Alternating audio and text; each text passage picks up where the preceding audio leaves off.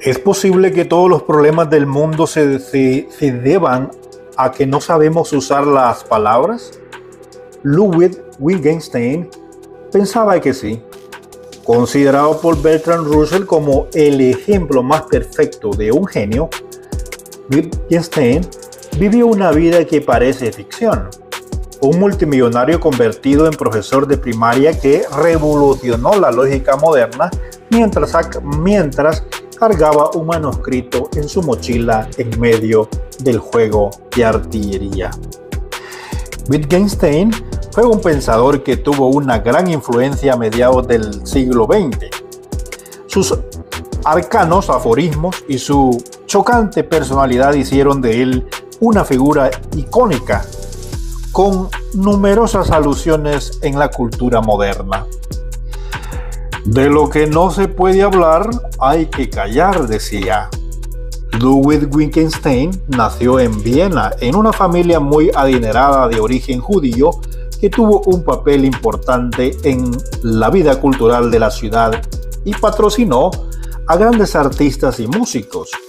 Ludwig era el menor de 8 hermanos y sus padres lo consideraban el menos dotado de todos. Sus hermanos y hermanas sobresalían en la música y las artes, pero los talentos de Ludwig parecían más prácticos, aunque compartía la refinada sensibilidad de su familia, así como sus neurosis. En 1908, tras estudiar ingeniería mecánica en Berlín, Wittgenstein se trasladó al Reino Unido para estudiar ingeniería aeronáutica en la Universidad de Manchester. Más tarde, describió ese periodo como una época de soledad y sufrimiento. Mientras estudiaba matemáticas para el diseño de hélices, desarrolló un interés obsesivo por los fundamentos lógicos de las matemáticas. Dividido entre la excitación intelectual y la inseguridad, transmitió sus pensamientos sobre el tema a las dos mayores autoridades en la materia, Gottlob Frege y Engina, y Bertrand Russell en Cambridge. Al principio, Russell encontró irritante a aquel ingeniero desconocido de 22 años y lo calificó de discutidor y tedioso, pues ni siquiera podía aceptar la certeza de que no había un rinoceronte en la habitación. Después de que Russell accediera a ser su tutor, Wittgenstein se convirtió rápidamente en su alumno favorito y Russell más tarde escribió de él que era el perfecto ejemplo del genio entendido tradicionalmente: apasionado, profundo, intenso y dominante. Sin embargo, Wittgenstein nunca terminó sus estudios universitarios. Le desagradaba la filosofía académica y leyó poco de los grandes filósofos pasados, pues rechazaba a la mayoría como estúpidos y deshonestos. En 1913, en contra de los consejos de Russell, dejó Cambridge y se fue a vivir a una aldea como un fiordo noruego, donde pudo continuar con sus propios pensamientos en soledad. Estaba enamorado de una estudiante, o más bien de un estudiante, David Vincent, que lo acompañó a veces en aquel periodo. Wittgenstein no estaba sujeto a reclutamiento obligatorio cuando estalló la Primera Guerra Mundial, pero se alistó de forma voluntaria en la artillería austriaca. Consideraba el servicio militar una forma de autosacrificio y escribió que la guerra le dio la posibilidad de ser un ser humano decente y de estar cara a cara con la muerte. Sirvió durante los 4 años de la guerra, sobrevivió la lucha en las trincheras y ganó varias medallas por su excepcional valentía. David Vincent no sobrevivió al conflicto, lo cual le afectó profundamente. La guerra no detuvo sus pensamientos filosóficos, que anotaba en un cuaderno durante los periodos tranquilos en las trincheras y durante su temporada como prisionero tras el final de la guerra. En 1921 publicó el libro que lo hizo famoso, el Tractus Logico Philosophicus, presentado en forma de una serie de afirmaciones numeradas. El Tractus mezcla lógica formal y aforismos. Wittgenstein escribió en el prefacio: posiblemente solo entenderá este libro quien ya haya pensado alguna vez por sí mismo los pensamientos que en él se expresan. Aunque tiene solo 70 páginas, es una obra ambiciosa que trata sobre la epistemología, sobre la lógica, sobre la muerte y sobre la ética. Wittgenstein intentaba definir los límites del lenguaje. Distinguía entre los hechos del mundo adecuados para el lenguaje y aquellos que podían mostrarse pero de los que no se podía hablar. Wittgenstein describía sus propios argumentos lógicos no como un sistema de pensamiento, sino como una aclaración que debía ser descartada una vez se alcanzase el entendimiento.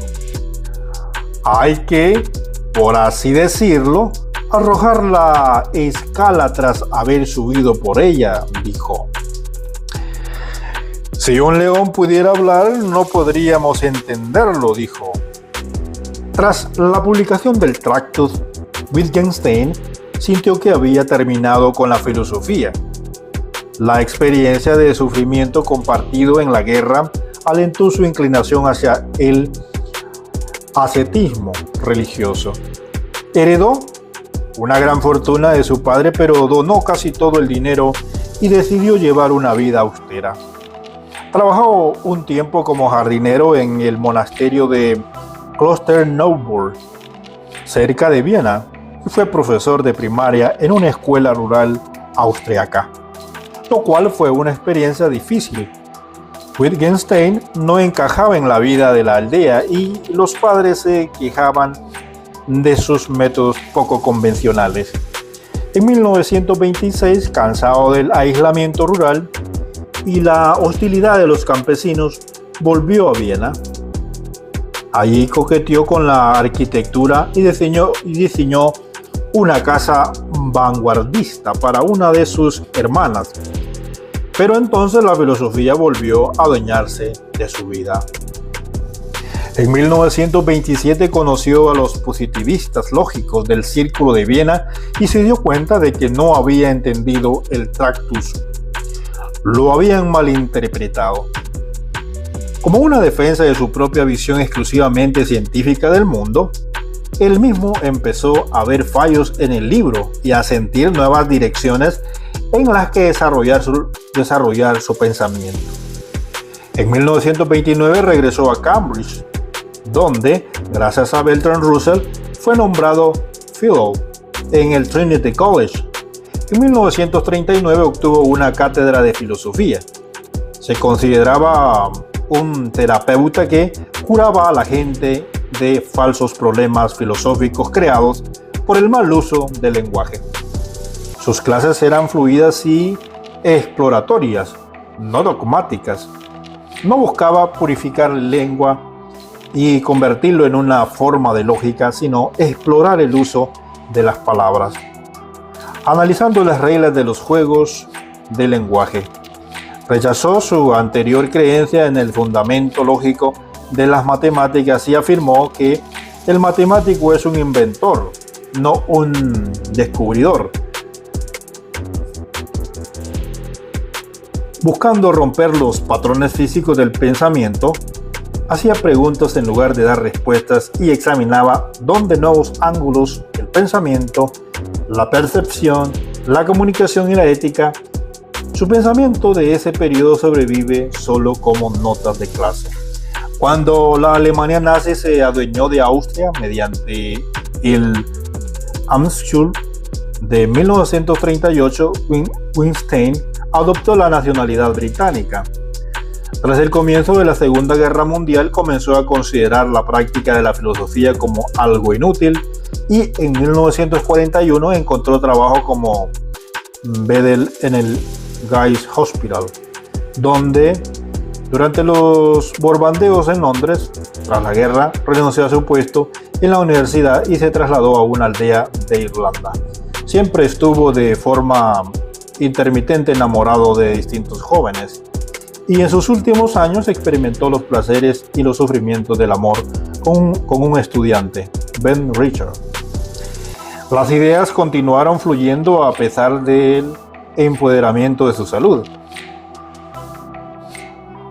Empezó a trabajar en su segundo libro, Investigaciones Filosóficas, o más bien Investigaciones Filosóficas, en una refutación del asceticismo sobre la certeza. Ambas obras quedaron inacabadas cuando Wittgenstein murió de cáncer en 1951. Tuvo un entierro católico, aunque él era agnóstico. La publicación póstuma de las Investigaciones Filosóficas y de material de sus cuadernos y clases continuó agrandando su reputación mucho después de su muerte.